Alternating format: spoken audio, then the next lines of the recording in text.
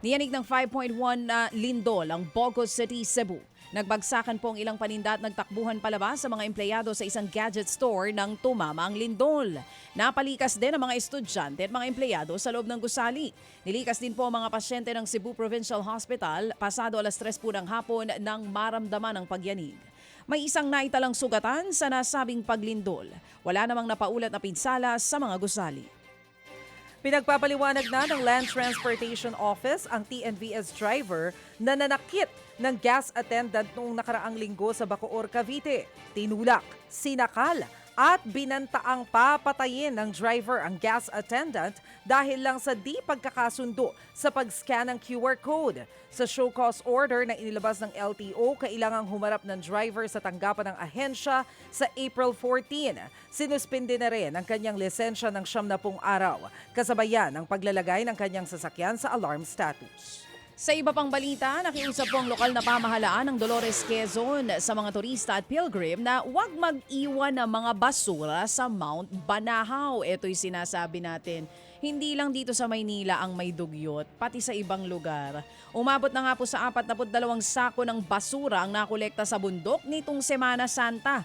Paulit-ulit naman na raw ang paalala ng mga opisyal pero sadyang may mga hindi daw sumusunod kung minsan. Nagsagawa na ng cleanup drive ang LGU sa bundok. Umaasa silang mapapanatili ng malinis ang Mount Banahaw sa mga susunod na araw. Yan ang hindi ko maintindihan. Pumunta kayo, umakyat kayo ng bundok for clarity, for peace, tapos nag-iwan ng basura. Yun nga. Paano yun? Kunwari gusto mong mapalapit sa nature pero hindi mo naman inaalagaan ang nature. Amen? Nako mga kapatid, Aray. samantala, patay ang 2 lalaki matapos sumalpok ang kanilang motorsiklo sa isang bahay sa Atimonan, Quezon.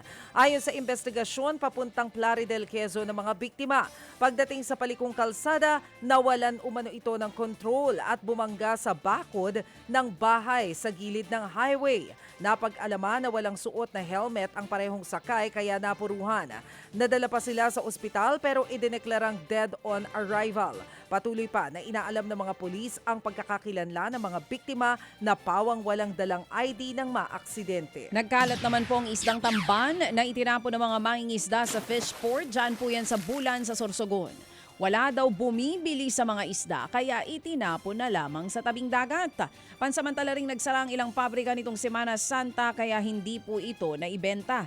Nilinis naman ng Bureau of Fire Protection at iba pang ahensya ang mga nagkalat na isda para po maiwasan ang posibleng panganib nito sa kalusugan maging ang mabahong amoy.